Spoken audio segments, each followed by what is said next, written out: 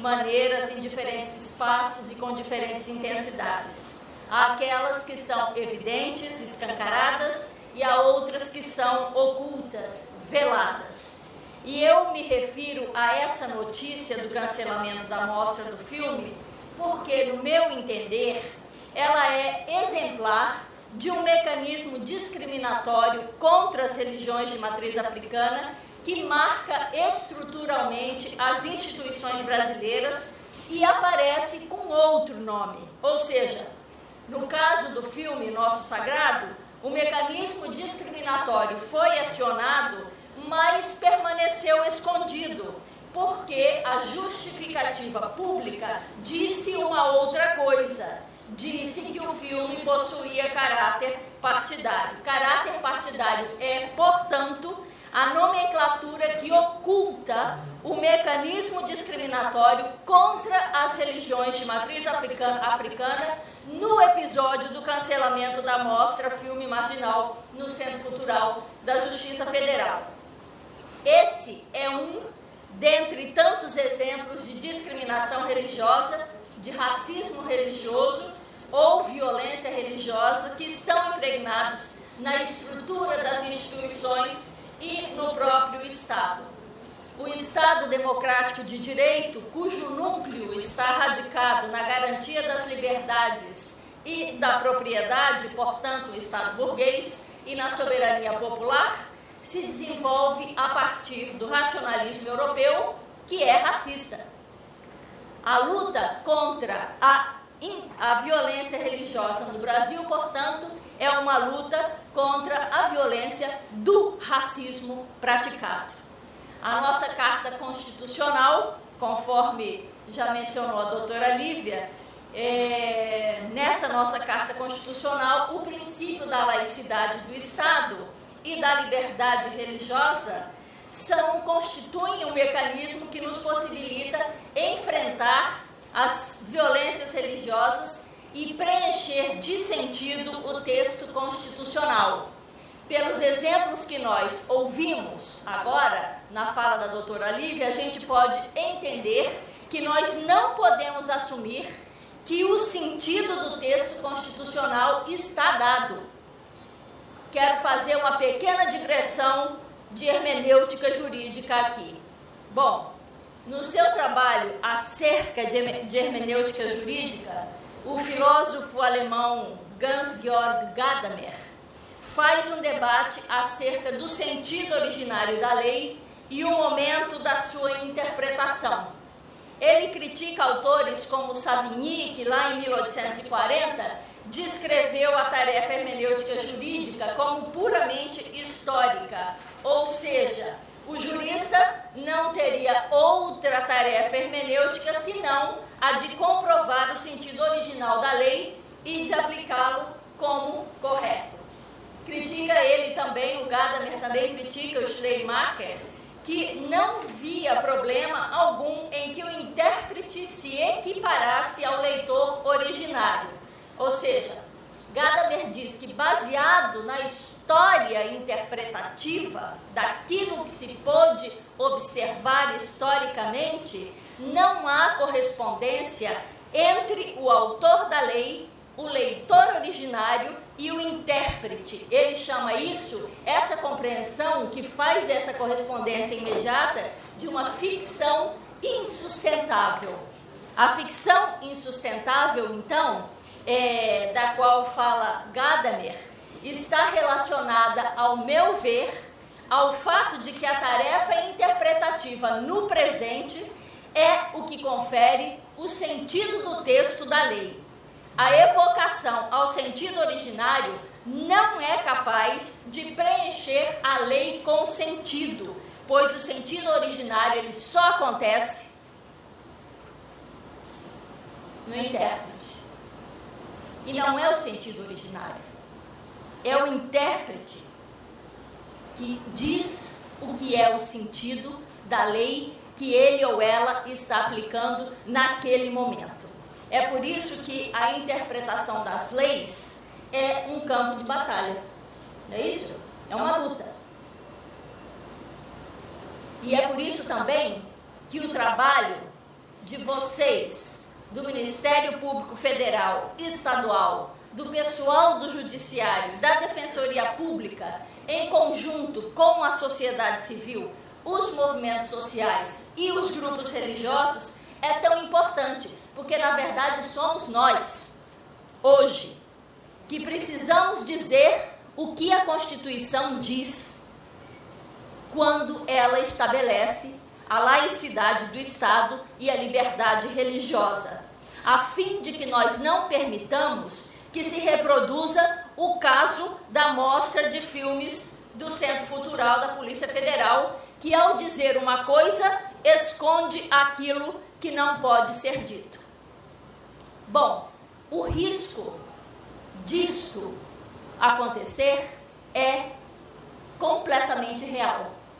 E é mais real ainda, eu acredito, no contexto atual, quando nós estamos diante de um governo que está fora dos parâmetros daquilo que seria considerado razoável e que trabalha com a pretensão de estabelecer um Estado teocrático cristão, conservador e retrógrado.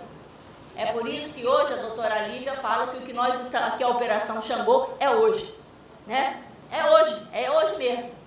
Bom, é por isso então que as violências religiosas explícitas, conforme aquelas que nós estamos experimentando aqui no estado do Rio de Janeiro, devem nos preocupar ao ponto de nos engajar ainda mais profundamente com a luta contra a violência religiosa. E é preciso demandar deste governo uma ação clara com respeito às igrejas evangélicas, pentecostais e neopentecostais. Nós precisamos marcar, eu já tenho dito isso para o Ivanir, mencionei isso também ontem para o procurador Júlio, nós precisamos marcar uma conversa com essa ministra dos Direitos Humanos para requerer uma atuação concreta do governo junto a essas igrejas, uma vez que o discurso insistente desse governo é um discurso permissivo das violências religiosas e de tantas outras. Então a gente precisa tomar uma ação concreta nesse sentido. Bom, o estado de coisas que nós estamos vivendo agora é, na minha compreensão, um estado de exceção com características ditatoriais. Se dentro daquilo que nós chamamos de normalidade democrática, o Estado já transita entre democracia e exceção, ao tentar domesticar, manipular ou pacificar as populações consideradas não socializadas ou rebeldes, os outros, culturais, civilizacionais, étnicos, sexuais, religiosos, a fim de transformá-los em sujeitos legais do Estado, como forma de controle territorial e exercício de soberania, num estado de exceção, com inflexão ditatorial, como é o nosso nesse presente momento, o exercício do poder do Estado é exercício sobre vida e morte das pessoas. E aí eu queria trazer o Giorgio Agamben, que no seu livro Homo Sacer ressuscita aquela figura obscura da lei romana, arcaica, como encarnando a vida nua, para repensar o exercício da soberania, não sobre um território, mas sobre a vida e a morte. Esta vida é nua, porque pode ser tomada por qualquer um, sem nenhuma mediação da lei e sem que se incorra na culpa do homicídio. Agamben cita as palavras de Pompéio Festus, dizendo assim: o homem sagrado é aquele que o povo julgou por um crime. Não é permitido sacrificar esse homem. Ainda assim, aquele que o mate será condenado, não será condenado por homicídio. Ou seja, a vida nua volta a ser algo constituído, em algum sentido, antes da lei. Já que o homo sacer não pode ser sacrificado, está fora do âmbito da lei divina. E posto que aquele que o mata não pode ser acusado de homicídio, também está fora do âmbito da lei humana. Corpo nu, diz Fitzpatrick, despojado de todas as suas marcas sociais e legais. Eu gosto dessa figura do Agamben, porque eu acho que ela é aplicável. Ela diz respeito àquilo que nós estamos vivendo hoje. Pessoas que são assassináveis estão aos montes na nossa sociedade, na sociedade carioca. Nós temos gente sendo abatida, gente negra, jovem, sendo abatido diariamente nessa cidade. Nós temos as religiões de matriz africana sendo perseguidas e dentro do mesmo princípio de abatimento, da mesma lógica de abatimento, sendo atacadas, perseguidas todos os dias. É aí que nós estamos enquanto sociedade, eu acredito. E é nessa condição de outro religioso que eu acho que nós temos que entender as religiões de matriz africana. É outro. Porque quem se sente tão confortável ao ponto de ir para a praça e querer orar por alguém que vai caminhando assim, é porque está muito à vontade nesse lugar e nessa sociedade. E acha que pode agir da maneira que quiser, inclusive desrespeitando a opção religiosa das outras pessoas. Eu estava no metrô outro dia, quando aquele rapaz estava lá na ponte Rio-Niterói. Ele ainda não tinha sido assassinado pelo policial. E tinha lá um pastor pedindo dinheiro. E aí, de repente, ele disse assim: vamos orar. Irmãos e irmãs, todo mundo, irmão e irmã no trem. Vamos orar. Eu quero fazer uma oração por todos nós, porque o nosso país está precisando muito. Vocês vejam bem o que está acontecendo com o rapaz lá que sequestrou 30 pessoas, está na ponte, enfim, não é aquele discurso empolgado sempre, né, que o pessoal faz, né? E aí, de repente, um outro rapaz lá do vagão diz assim: acabou de ser morto, o bandido foi morto. Então, eu trago isso para dizer, bom, primeiro, né, a noção de bandido, né? Ou seja, primeiro, a nossa polícia parece que não tem treinamento nenhum para identificar quando uma pessoa é de fato um profissional que está praticando um crime ou não, quando uma pessoa é doente ou não. Primeiro tem isso, né?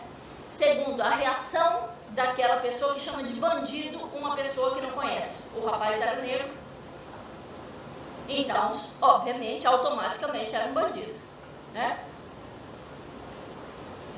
E terceiro, a atitude do pastor, que podia botar o vagão inteiro para fazer uma oração, não é?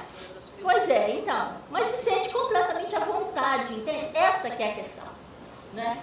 Então, assim, obviamente a gente tem que, eu acho que se até agora nós fazíamos ações e tínhamos uma inserção para dentro desse debate da violência religiosa, de um modo, nós temos que ter muito mais coeso, talvez, e aprofundado, né? Eu faço parte de um conselho, do Conselho Estadual de Defesa da Liberdade Religiosa, e na última vez que a gente se reuniu, eu disse isso: nós precisamos nos afinar, nós precisamos trabalhar juntos, nós precisamos parar de querer disputar espaço uns com os outros, não é? Porque esse momento requer um outro tipo de atitude. É um momento muito mais urgente. Então, também vou parar porque, enfim, não é? Precisamos ouvir as amigas e colegas que estão aqui. Não nos enganemos. O texto constitucional, a gente se agarra a ele, né, o princípio do Estado laico e liberdade religiosa, a gente se agarra a ele como o pessoal de fé cristã aí se agarra à Bíblia, né? No entanto, o seu sentido só é dado por aqueles que o interpretam. E aqueles que o interpretam e aquelas que o interpretam precisam saber qual é o sentido que nós queremos que seja dado. E é aí que a nossa militância, em todos os lugares por onde a gente vai, aqui no Ministério Público Federal, no Ministério Público Estadual, na Defensoria Pública, nos grupos, nos conselhos, nos movimentos sociais, nas entidades religiosas, esse sentido precisa ser definido por nós. E vamos pressionar esse governo, porque nós não vamos conseguir aquilo que a gente acha que é o sentido do texto constitucional, a gente não vai conseguir ter isso respeitado se nós não agirmos coerentemente e conjuntamente. Então é isso. A luta é grande, vamos em frente, porque não será um capitão medíocre que vai nos retirar da nossa luta.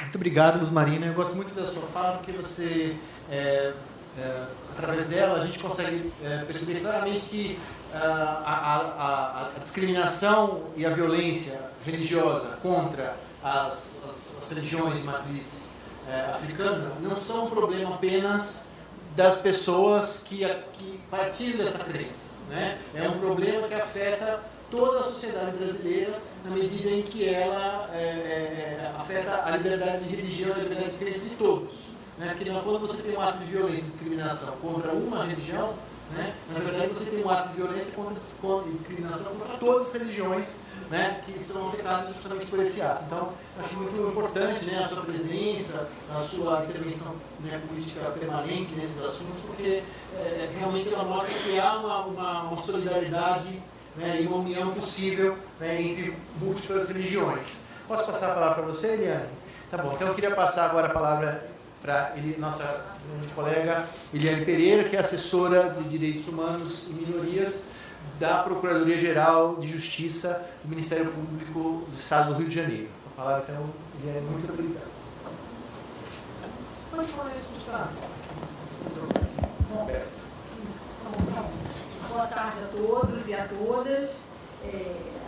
Não sei como é que... Boa tarde a todos e a todas. É uma satisfação enorme, primeiro, ter recebido esse convite, trabalhar assim, com muita parceria com o Jaime, com o Júlio, com o Sérgio Suyama, que eu nunca esqueço, que foi meu professor, agora na pós de Direitos Humanos lá no IEP, né, que é o nosso Instituto de Ensino e Pesquisa. É uma satisfação enorme estar ladeada aqui da Lívia, que marcou a minha trajetória, marca a minha trajetória pessoal no Ministério Público, né? Eu vou falar um pouquinho disso. A pastora Luz Marina, que para mim traz assim uma esperança com as suas reflexões, toda a reflexão que ela fez agora sobre o conceito de vida nua, enfim, que eu já tinha visitado com outras perspectivas e passei agora a ver por mais uma tão rica, né? Certamente a professora Dolores, que nos trará aqui muito da cultura e da memória das religiões de matriz africana, é realmente muito importante para mim, né? E eu vou começar a minha fala falando um pouco desse contexto do que não está dado, como disse a professora Luz Marina, né? E para o operador do direito partir dessa premissa de que não está dado é muito importante, né? E por que eu falo isso? Porque eu tenho bastante tempo de instituição, lá se vão quase 25 anos. Eu ingressei no Ministério Público em 1995, atuei muitos anos trabalhando com a infância infracional, E depois atuei, desde 2015, num GCRIM, no Juizado Especial Criminal, né? E agora também eu revisito várias situações, sobretudo no GCRIM, de procedimentos que começavam como um simples crime contra a honra, uma injúria, enfim. E lá na frente, lá na instrução, quem conhece o procedimento do GCRIM sabe que só excepcionalmente existe uma instrução, é que a gente percebia que aquilo ali era, na verdade, uma expressão de racismo, era uma injúria racial ou coisa até mais grave, né? E isso vem travestido num crime menos grave, às vezes de um dano ou uma ameaça, enfim. E quando a gente se debruça, e o que acontece muito excepcionalmente, fica nítido que a gente está falando de racismo. Então, depois de muitos anos de Ministério Público, aí por isso é que eu falo que a Lívia assim, fez muita diferença na minha trajetória, desde aquele primeiro encontro do GNDH, né, é que eu passei a ter percepções daquilo que, para mim, já estava dado. Né? E hoje, 2 anos à frente da assessoria, muito bem acompanhada aqui a Marcela do Amaral, que é a nossa coordenadora do CAU Cidadania, e de tantos outros colegas que hoje enfrentam esse campo do que não está dado, eu comecei a ter inúmeras percepções do que a gente está falando, na verdade, era de racismo, né?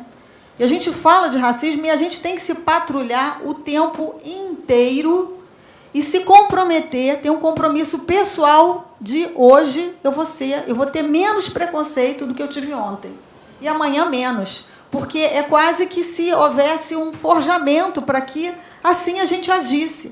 E vou citar um exemplo assim, do que aconteceu hoje no Ministério Público, né? Eu atuei muitos anos na infância infracional. Um dos pleitos da nossa atuação é que o material que era colhido nas oitivas dos adolescentes fosse, de alguma forma, sistematizado, né, que a gente transformasse aquilo em dados até para apontar para boas políticas públicas. Perfeito. Depois de muitos anos, a gente conseguiu fazer isso. Né? O estudo foi feito em parceria com a UF, um estudo sério, muitíssimo produtivo. Pois bem, e a uma certa altura, quando a gente abre para perguntas, o estudo é apresentado e tal, a primeira pergunta, não sei se de uma pesquisadora, de uma ativista, vem cá, faltou o critério raça-cor. Foi um constrangimento. Mas foi muitíssimo positivo que houvesse alguém na plateia para apontar isso para a gente. Faltou o critério raça-cor. E aí a colocação de uma colega até se deu no seguinte sentido: olha, para mim, que estou ali fazendo a oitiva, isso é irrelevante, ainda que o seja. Se aquilo serve para apontar boas políticas públicas, a gente vai modificar. E assim foi aceito. Será modificado.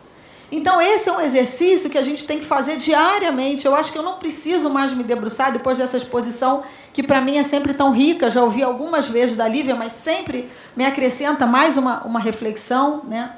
Mas dos casos, né, se a gente está discutindo, por exemplo, questões ambientais, né, e só para lembrar, que lembrando dos meus tempos de mediação nas unidades de polícia pacificadora, a maior parte dos registros, né, o campeão, vamos dizer assim, de registros nas unidades de polícia pacificadora, quando elas funcionavam de uma maneira assim, minimamente sustentável, era relacionada a som, né, a altura, né, ao volume de som, seja de igrejas, seja de músicas, né?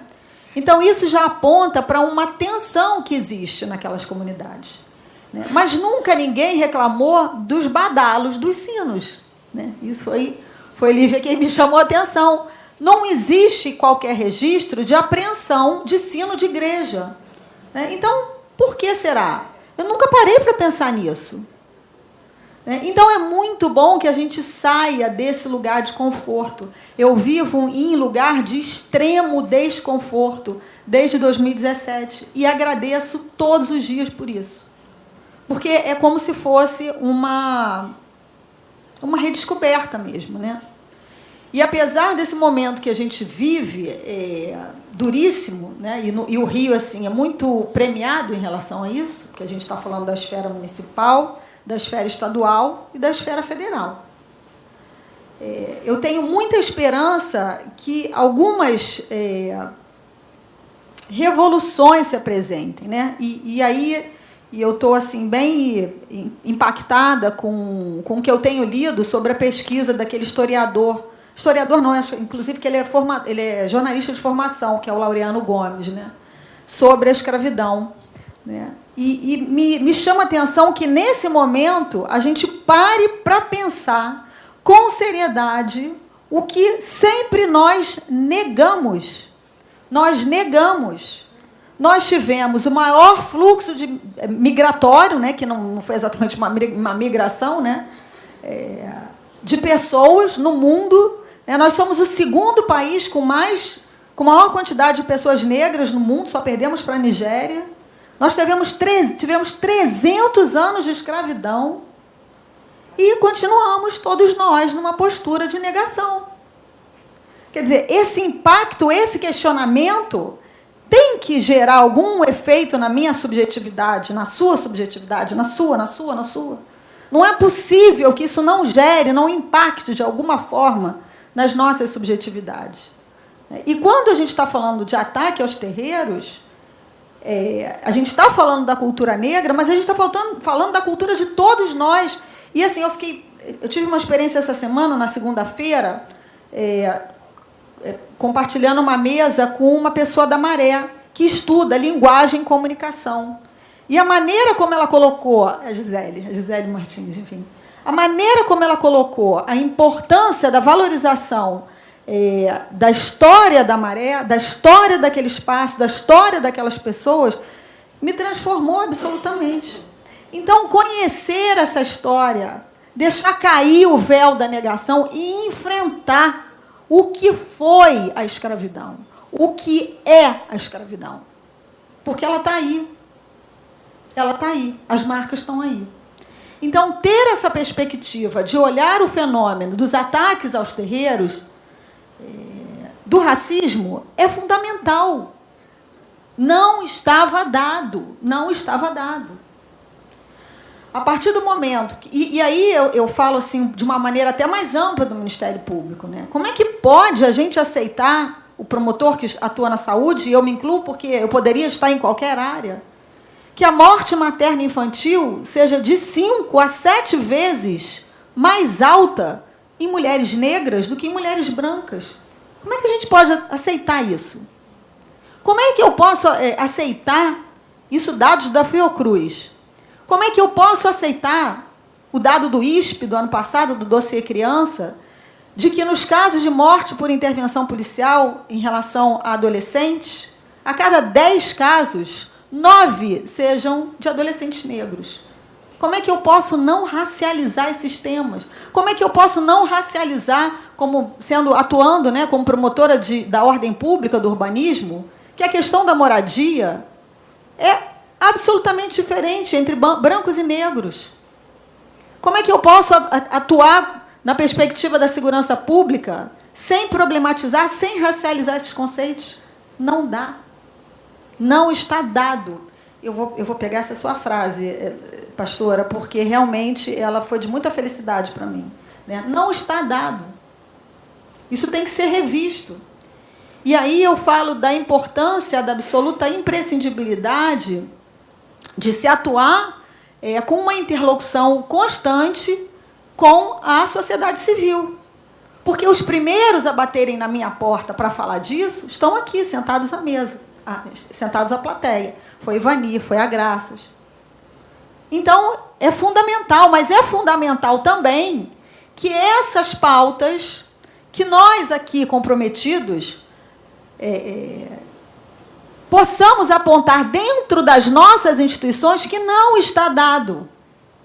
Né? E aí, esse é o meu papel, esse é o papel da Marcela, esse é o papel do Suyama, da Lívia, esse é o papel do Gilbert, que está aqui, né? Que está fazendo um trabalho, de fato, que tem mostrado ao que veio, que a secretaria, e aí eu vou falar assim, que eu continuo chamando Secretaria de Direitos Humanos, tá? Como eu continuo falando de Ministério dos Direitos Humanos, que essa é a minha resistência, né? Porque eu não vou deixar que isso fique amaldiçoado. Apesar de eu ter sido chamada algumas vezes dentro da minha instituição como assessora de recursos humanos, e eu paro e falo, não, direitos humanos.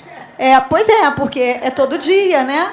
Então, eu vou chamar de Mona Lisa? Secretaria dos Direitos Humanos.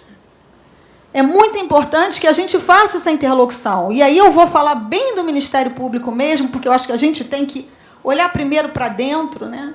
Como é que a gente faz para cumprir a resolução do Conselho Nacional do Ministério Público, que determina a reserva de vagas de 20% em todos os concursos, para membros, inclusive, para negros, para pretos e pardos? Como é que a gente faz isso? Olha para a minha instituição, olha para as nossas instituições. Alguém aqui encontrou os 20% de negros e pardos? Eu estou procurando. Como é que a gente faz? Porque é evidente que uma instituição eminentemente branca, cristã, proprietária, e aí vamos lá, né? Tem muita dificuldade de entender que não está dado, que ela tem que mexer na ferida. E a gente não pode esperar isso como algo particularizado, né? Conversava há pouco com a Lívia, né, das nossas tentativas de institucionalizar certas ações, porque isso não pode ficar em mim, isso não pode ficar na Lívia, isso não pode ficar no Suyama, isso não pode ficar no Gilbert, não pode, na Mona Lisa. A gente vai